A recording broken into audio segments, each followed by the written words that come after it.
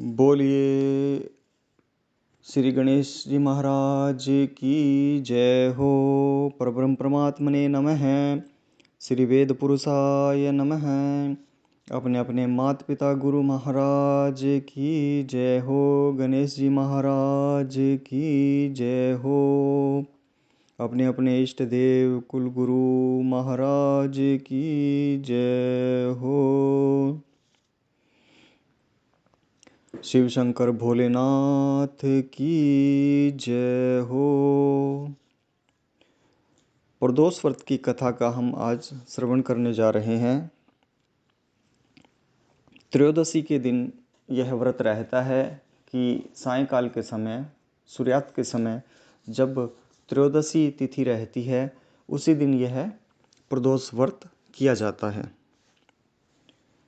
प्रदोष व्रत करने वाले को त्रयोदशी के दिन, त्रयोदशी तिथि में ही दिन भर भोजन नहीं करना होता।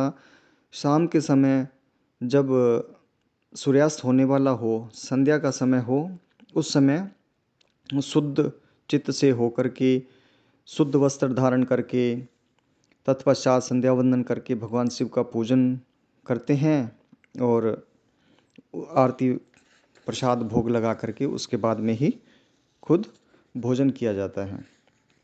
भगवान शिव का ध्यान करते हैं कि करोड़ों चंद्रमा के समान कांतिवान, त्रिनेत्रधारी, मस्तक पर चंद्रमा का भूषण धारण करने वाले, पिंगल वर्ण के जटाजूटधारी, नीले कंठ तथा अनेक हारों से सुशोभित, वरद हस्त परशुधारी, नागों के कुंडल पहनने वाले, व्याघ्र चर्म धारण किए हुए, रत्न जड़ित सिंहासन पर विराजमान भगवान शिव जी का ध्यान करते हैं। शिव जी का इस तरह से ध्यान करना चाहिए और दिन भर नमः शिवाय का जप मानसिक रूप से चलता रहे और मन में यह अपना संकल्प रहे, मानसिक संकल्प रहे कि हे देवादिदेव भगवान शंकर, आप हमारे समस्त जाने अनजाने में जो किए गए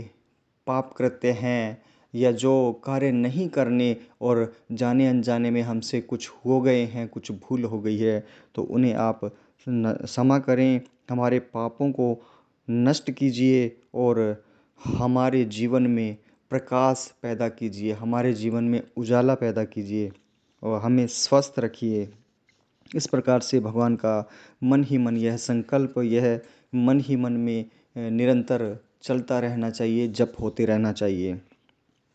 प्रदोष व्रत का जो महात्म्य है, त्रयोदशी व्रत का जो महात्म्य है, वो यह है कि त्रयोदशी व्रत, जो प्रदोष व्रत करने वाला मनुष्य है, सदा सुखी रहता है। संपूर्ण पापों का नाश इस व्रत से हो जाता है।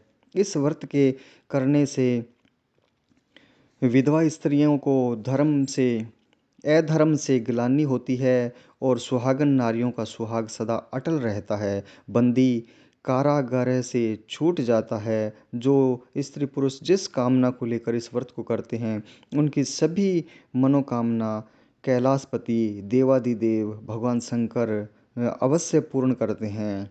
सूत जी महाराज कहते हैं कि त्रयोदशी का व्रत, प्रदोष व्रत करने वाले को 100 गौदान का फल प्राप्त होता है। इस व्रत को जो विधि विधान से और तन मन धन से करता है, पूरी श्रद्धा से करता है, उसके समस्त दुख भगवान भोले शंकर स्वयं दूर करते हैं। सभी माताएं, बहनें, भाई बंधु को यह व्रत अपने जीवन काल में अवश्य करना चाहिए। ज़्यादा नहीं तो कम से कम 1 वर्ष का यह व्रत अवश्य ही करना चाहिए। कथा आगे इस प्रकार से है, प्रदोष व्रत की कथा, कि यह रविवार आज है और रविवार की प्रदोष व्रत है, तो रविवार की कथा के रूप में हम आज श्रवण करने जा रहे हैं। रवि त्रयोदशी प्रदोष व्रत जिसे कहते हैं। इसके लिए दोहा भी बना है कि आयु वृद्धि आरोग्यता या चाहो संतान, शिव पूजन विधिवत करो, दुख हरे भगवान। बोलिए शंकर भगवान की जय हो। कथा इस प्रकार से है कि एक समय सर्व प्राणियों के हितार्थ परम पावन भागीरथी के तट पर संपूर्ण ऋषि समाज द्वारा एक विशाल गोष्ठी का आयोजन किया गया और विद्वान महर्षि ऋषि सभी एकत्रित थे। सभा में व्यास जी के परम शिष्य पुराण वेता सूत जी महाराज हरि कीर्तन करते हुए पधारे।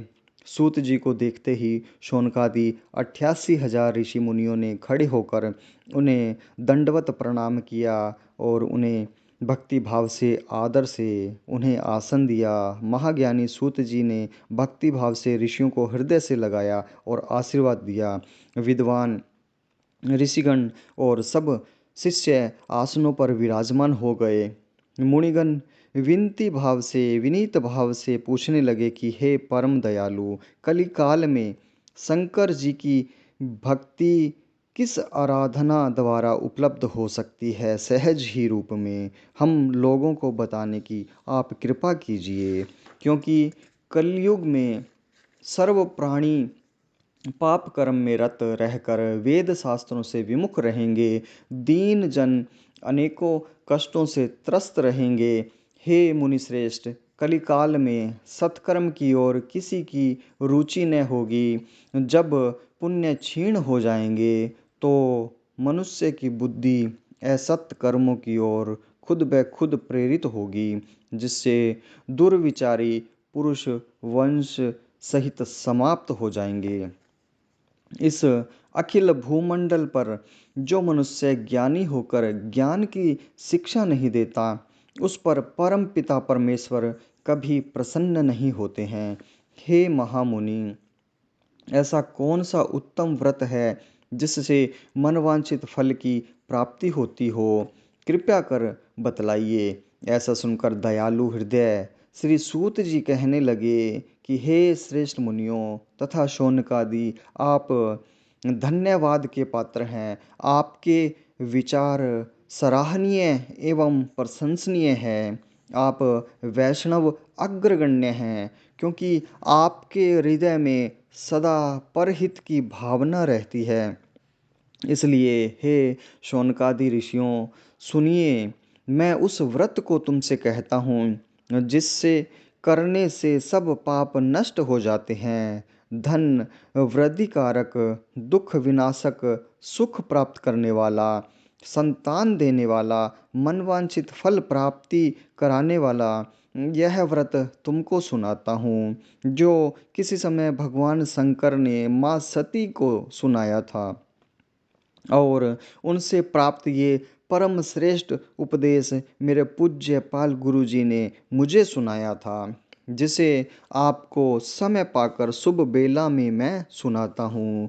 बोलो उमापति शंकर भगवान की जय हो। सूत जी कहने लगे, आयु वृद्धि स्वास्थ्य लाभ हेतु रवि प्रदोष व्रत करें। इसकी विधि इस प्रकार है। प्रातः स्नान कर निराहार रहकर भगवान शिव के ध्यान में मगन हों। शिव मंदिर में जाकर शंकर जी की पूजा करें। पूजा के पश्चात तिलक मस्तक पर अवश्य लगाएं, बेलपत्र चढ़ाएं, धूप दीप अक्षत से पूजन करें, ऋतुफल चढ़ाएं, नमः शिवाय मंत्र का रुद्राक्ष की माला से जप करें, ब्राह्मण को भोजन करा सामर्थ्य अनुसार दक्षिणा दें, तत्पश्चात मौन व्रत धारण करें। व्रती को सत्य भाषण करना आवश्यक है।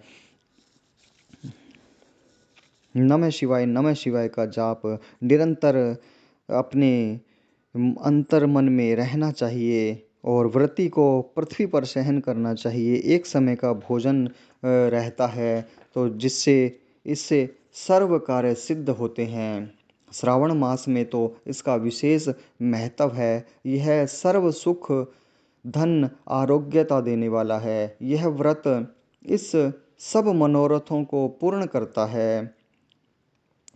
हे ऋषिवरों, यह प्रदोष व्रत जो मैंने आपको बताया, किसी समय शंकर जी ने माँ सती को और वेदव्यास मुनि ने मुझको सुनाया था। शौनकादि ऋषि बोले कि हे पूज्यवर महामते, आपने यह व्रत परम गोपनीय मंगलप्रद कष्ट निवारक बतलाया है। कृपया यह बताने का कष्ट करें कि यह व्रत किसने किया और उसे क्या फल प्राप्त हुआ। श्री सूत जी बोले कि हे विचारवान ज्ञानियों, आप शिवजी के परम भक्त हैं। आपकी भक्ति देखकर मैं व्रती पुरुषों की कथा कहता हूँ। एक गांव में अति दीन ब्राह्मण निवास करता था। उसकी साध्वी स्त्री प्रदोष व्रत किया करती थी। उसके एक पुत्र रतन था। एक समय की बात है कि वह पुत्र गंगा स्नान करने के लिए गया। दुर्भाग्यवश मार्ग में चोरों ने उसे घेर लिया और कहने लगे कि हम तुझे मारेंगे, नहीं तो तू अपने पिता का गुप्त धन बतला दे। बालक दीन भाव से कहने लगा कि हे बंधुओं, हम अत्यंत दुखी दीन हैं, हमारे पास धन कहाँ है। चोर फिर कहने लगे कि तेरे पास पोटली में क्या बंधा है। बालक ने निसंकोच उत्तर दिया कि मेरी माता ने मुझे भोजन बनाकर बांध कर दिया है। दूसरा चोर बोला कि भाई, यह तो अति दीन दुखी हृदय है, इसे छोड़िए। बालक इतनी बात सुनकर वहां से प्रस्थान करने लगा और एक नगर में पहुंचा। नगर के पास एक बरगद का पेड़ था। बालक वहां बैठ गया और थक कर वृक्ष की छाया में ही सो गया। उस नगर के सिपाही चोरों की खोज कर रहे थे कि खोज करते करते उस बालक के पास आ गए। सिपाही बालक को ही चोर समझकर राजा के समीप ले गए। राजा ने उसे कारावास की आज्ञा दे दी। उधर बालक की माँ भगवान शंकर जी का प्रदोष व्रत कर रही थी। उसी रात्रि राजा को स्वप्न हुआ कि यह बालक चोर नहीं है, प्रातः छोड़ दो, नहीं तो तुम्हारा वैभव राज्य सब शीघ्र ही नष्ट हो जाएगा। रात्रि समाप्त होने पर राजा ने उस बालक से सारा वृतांत पूछा। बालक ने सारा वृतांत कह सुनाया। वृतांत सुन राजा ने सिपाही भेज बालक के माता पिता को बुलाया। राजा ने उन्हें जब भयभीत देखा तो कहा कि आप भय मत करो, आपका बालक निर्दोष है। हम तुम्हारी दरिद्रता देखकर उसे दूर करते हुए तुम्हें 5 गांव दान में देते हैं। शिव जी की दया से ब्राह्मण के घर आनंद हो गए और इस प्रकार जो कोई इस व्रत को करता है उसे आनंद प्राप्त होता है, सुख संपत्ति प्राप्त होती है, स्वास्थ्य प्राप्त होता है। शौनकादि ऋषि ने यह सब व्रत सुना और भगवान शिव जी की जय घोष की। बोलिए शंकर भगवान की जय हो।